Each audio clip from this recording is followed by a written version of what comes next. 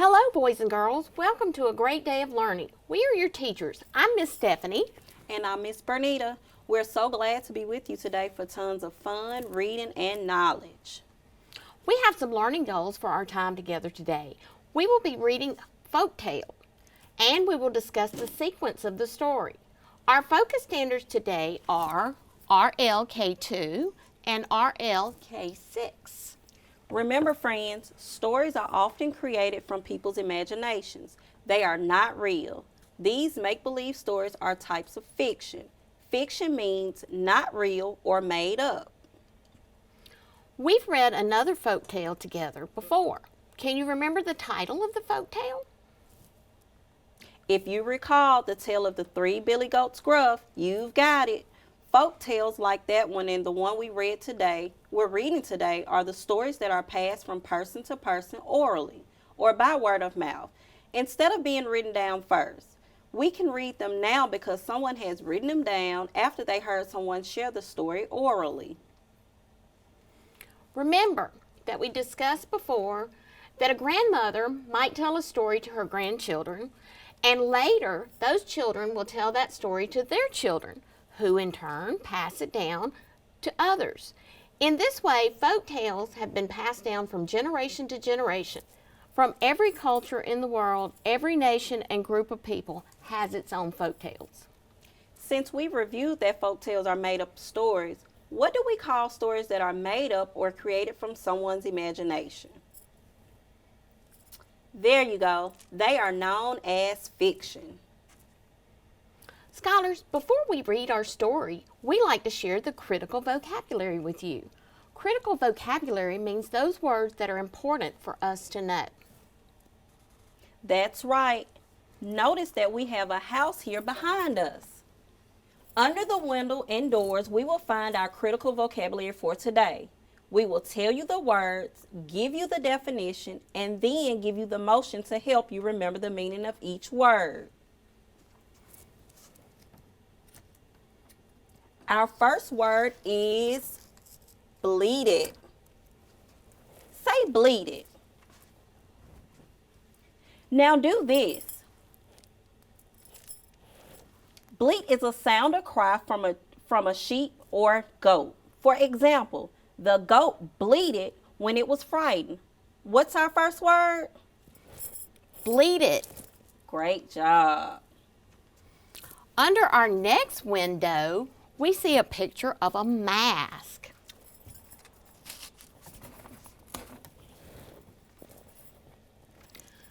That is a verb. Our word is disguise, which is a verb, which means to make oneself look like someone or something else. So put your hands over your eyes like this. Say disguise. Great. I could say Billy would often disguise himself with a hat and sunglasses when he tried to play a trick on his sister. Say disguise. Now, do our motion for disguise. There you go. Disguise. Next we have kids. I could say, first of all, let me tell you what it means. I'm sorry. Kids are young goats. I could say the kids ate the grass in the field with their mama goat. Here's our motion. There you go. Now say kids. Young goats. Good job. All right, friends. We have two more. Say Miller. A miller is a person who owns or operates a mill or a building where grain is ground into flour. For example, the miller is covered in flour by the end of the day. Let's do this motion for miller. What's the word for a person who owns or operates a mill? That's right, miller. Now, under the door of our house, we have terrified. Terrified means deeply afraid. A mouse is usually Terrified by a cat. What means deeply afraid? That's it. Terrified. Great work, scholars. Let's review our words. I'll point to the words, you say it, and show us the motion. Miss Bernita will say the word and show the motions just to be sure we all have them correct. So our first word is bleated. Our next word is disguise. Disguise. Then we have kids. Kids. That's right, baby goats. Then we have a miller. Do you remember that? That's right. He owns or operates the mill. And our last word is terrified. Oh, yeah, you are experts at these words. All right, Miss Bernita.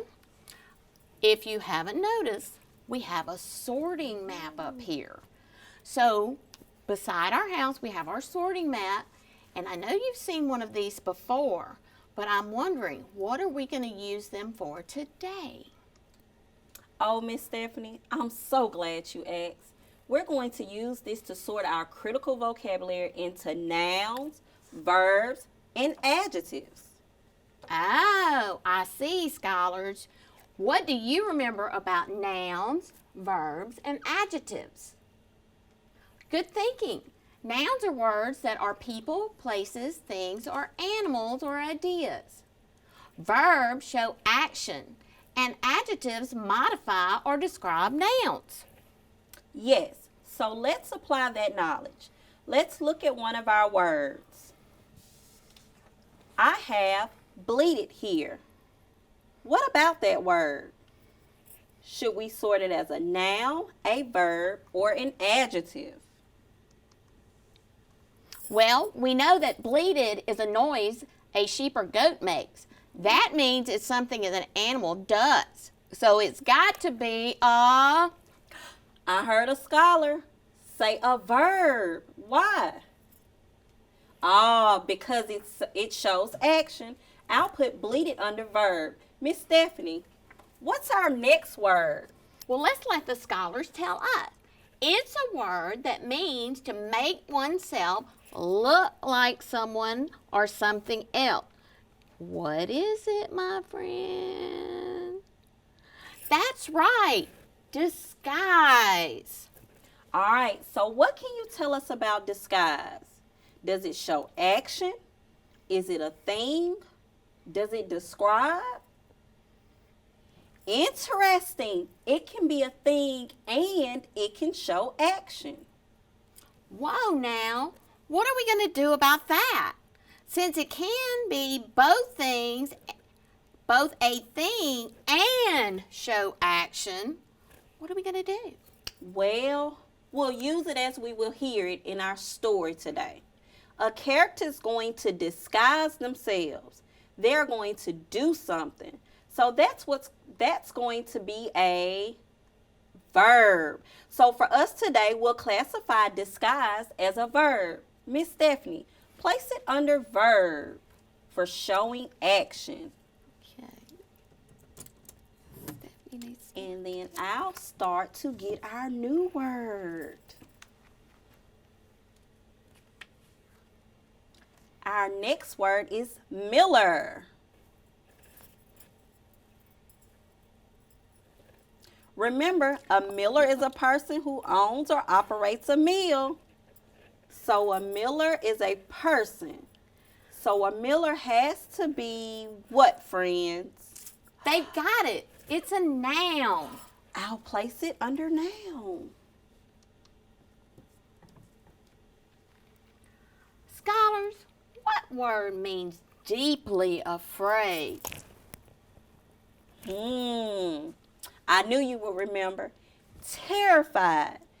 Terrified can describe a person or an animal, which describes a noun, verb, or adjective. There you go.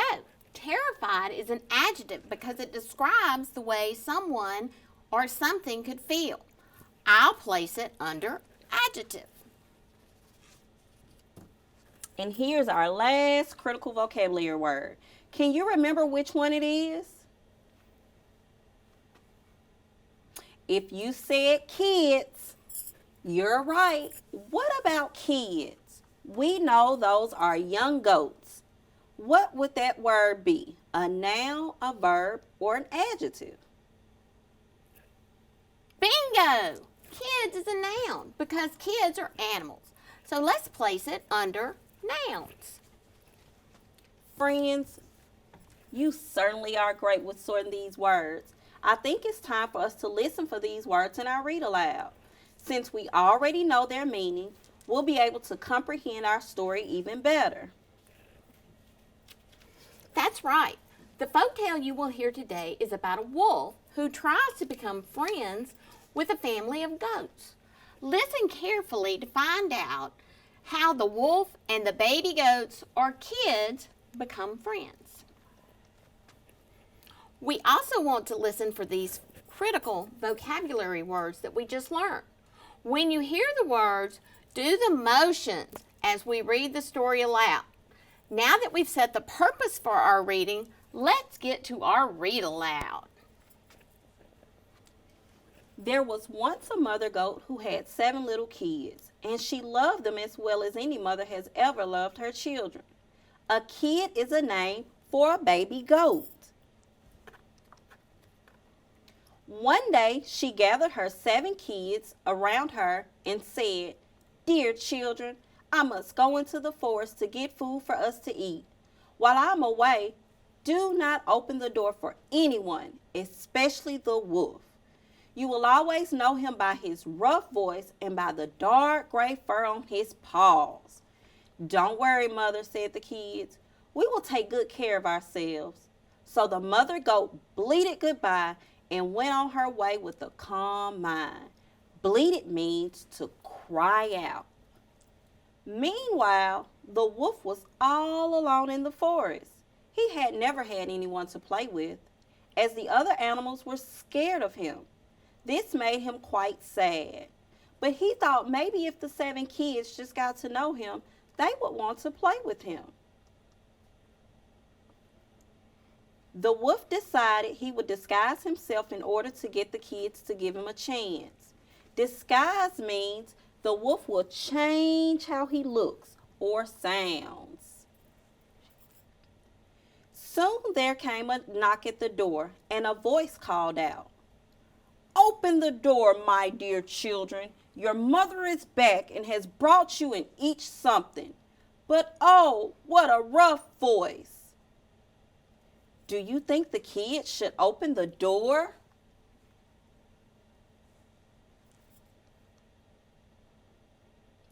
The kids thought it surely must be too soon for their mother to be back. "No, we won't open the door," cried the kids. "Our mother has a sweet, gentle voice, and your voice is rough. You must be the wolf." And so the kids went on playing, feeling proud of themselves. The wolf felt very sad, for he could not help that his voice was rough. He ran off to a store where he bought a big lump of coal, special chalk, which he ate to make his voice soft. Then he came back and knocked and called out in a gentle voice, "Open the door, my dear children. Your mother is back and has brought each of you something." The wolf felt for sure that this time the kids would open the door. He could prove to them that he would actually have a very nice voice, because he was a nice wolf. What do you see in this picture? Who is at the door? How can you tell? But the poor wolf had put his paws against the window, and the kids could see his dark gray fur. Uh-oh. "No, we won't open the door," cried the kids. "Our mother's feet do not have gray fur. You must be the wolf." Again, The kids went on playing, feeling even prouder that they had identified the wolf by his paws. Again, the poor wolf felt sad, for he could not help that his fur was dark gray, and so he ran to a baker. "Baker," he said, "please spread some dough over my paws." And when the baker had coated his paws with dough, the wolf went to the miller. A miller is a person who works at a mill and makes flour. "Miller," he said, "please sprinkle some white flour over my paws." Now the wolf's feet looked just like the mother goat's. The wolf thought for sure this time the kids would open the door so he could show them what a nice and fun wolf he was. For a third time, the wolf went to the door, knocked, and said in a gentle voice, "Open the door, my dear children. Your mother is back and has brought you something to play with." The wolf almost smiling. He was so excited to play with the kids.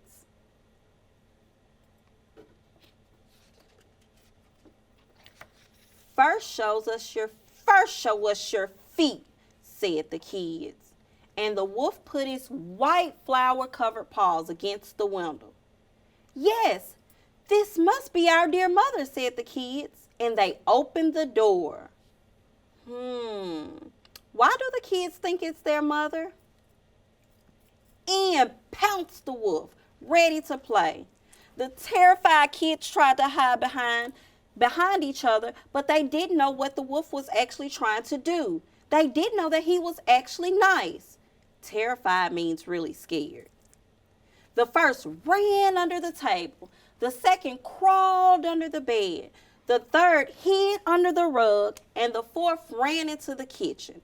The fifth jumped into the cupboard. The sixth ran under the tub. And the seventh climbed into the big grandfather clock. The wolf thought the kids must be playing a great game of hide and seek. He thought if he found them all, the kids would finally want to play with him. So the wolf found them all that is, except the youngest, who was hiding in the grandfather clock. The other kids were so scared that when the wolf found them, they passed out asleep. The kids are afraid of the wolf because they do not know that he is actually a nice wolf who just wants to play. The wolf was so scared that the other animals would blame him, so he took the kids to the forest to wait for them to wake up. The wolf, tired from all the excitement, strolled into the forest, lay down under the tree, and fell deep asleep next to the kids. A short while later, the mother goat came home, and quite a sight met her eyes. The door stood wide open. The tables and chairs were thrown all about. Dishes were broken. Quilts and pillows were torn off the bed. She called out for her children, but they were nowhere to be found. She called each one again by name, but no one answered until she called the name of the youngest kid. "Here I am, Mother," a little voice cried. "Here inside the big grandfather clock." The mother goat helped her youngest child out of the clock. Now the youngest kid was quite sensitive and had realized that the wolf thought the kids were playing a game of hide and seek. He told his mother so, and they went off into the forest to find other kids and the wolf and help explain the misunderstanding.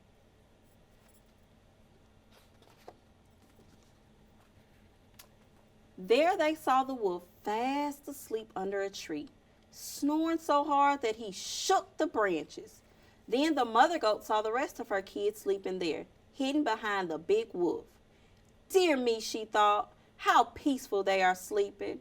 No sooner had she had the thought that one by one her little kids and finally the sleeping wolf woke up. When the kids woke up, they saw their mother and the youngest brother smiling at them, and they instantly felt happy. Their mother told them that the poor wolf was actually a kind animal who had just wanted to play, and they all danced around, celebrating their newfound friendship with the wolf. Now that they understand each other, the kids and the wolf can be great friends. What an interesting story. Now we're going to take the work through some comprehension questions about the folk tale. Remember to answer the questions in complete sentences. Who does the mother goat warn her kids about? Ah, yes. The mother goat warns her kids about the wolf. Great thinking. Now you're going to have to infer a bit for this next question.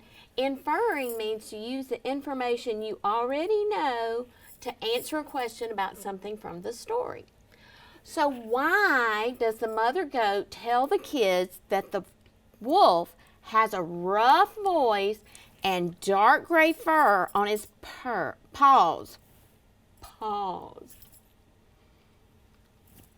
We can infer that the mother goat wants the kids to know that what the wolf looks like and sounds like, so they'll know not to let him in the house.